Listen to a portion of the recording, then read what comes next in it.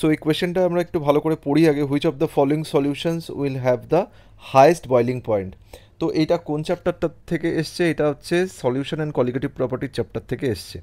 তো colligative property যেটা সলিউটের ওপর ডিপেন্ড করে, তাহলে সলিউটের নাম্বার বাড়লে সলিউশনের প্রপার্টির যে চেঞ্জেসগুলো আসে সেটাকেই বলছি আমরা কলিগেটিভ প্রপার্টি। তো আমাদের 4 ধরনের কলিগেটিভ প্রপার্টি আমাদের সিলেবাসে আছে। প্রথম হচ্ছে lowerization of vapour pressure. Lowerization of vapour pressure মানে এখানে ভেপার প্রেশার কমে যায়, যত সলিউট অ্যাড হয় ভেপার প্রেশার কমে যায়। তারপরে আছে এলিভেশন ইন বয়লিং পয়েন্ট। তাহলে এলিভেশন ইন বয়লিং পয়েন্ট তার মানে আমি এটা অ্যারো দিয়ে লিখছি, এটা কমে যায়, এটা বেড়ে যায় যত সলিউট অ্যাড করবো। ডিপ্রেশন ইন ফ্রিজিং পয়েন্ট, আমরা জানি ডিপ্রেশন ইন ফ্রিজিং পয়েন্ট, এটাও কমে যায়। আর এইটা জানি আমরা অসমোটিক প্রেশার। অসমোটিক প্রেশার এই 4 ধরনের কলিগেটিভ প্রপার্টি। অসমোটিক প্রেশার, তো এইটা কনসেন্ট্রেশন বাড়ার সাথে সাথে এটা ইনক্রিজ করে যায়। তো এইবার বলা আছে দেখো will have the highest boiling point. তো আমরা এইখানে যে কম্পাউন্ডগুলো দেখতে পাচ্ছি সেখানে ম্যাক্সিমাম আয়ন্স যে কম্পাউন্ড থেকে জেনারেট হবে সেটাই হচ্ছে বেশি বয়লিং পয়েন্ট দেবে। তার কারণ আমরা জানি এই যে সলিউটের নাম্বার যত বাড়বে তত বয়লিং পয়েন্ট ইনক্রিজ করে, বয়লিং পয়েন্ট ইনক্রিজ করে।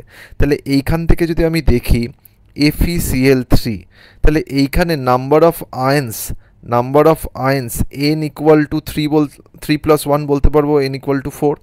তাহলে BaCl2 2+1, দুটো ক্লোরিন একটা বেরিয়াম, তাহলে n ইকুয়াল টু 3।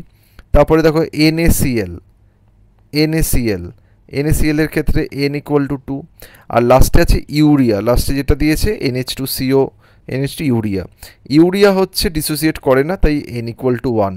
তার মানে আমরা এখান থেকে বুঝতে পারছি ম্যাক্সিমাম নাম্বার অফ আয়ন্সে কে ডিসোসিয়েট করবে, ম্যাক্সিমাম নাম্বার অফ আয়ন্সে ডিসোসিয়েট করবে হচ্ছে FeCl3।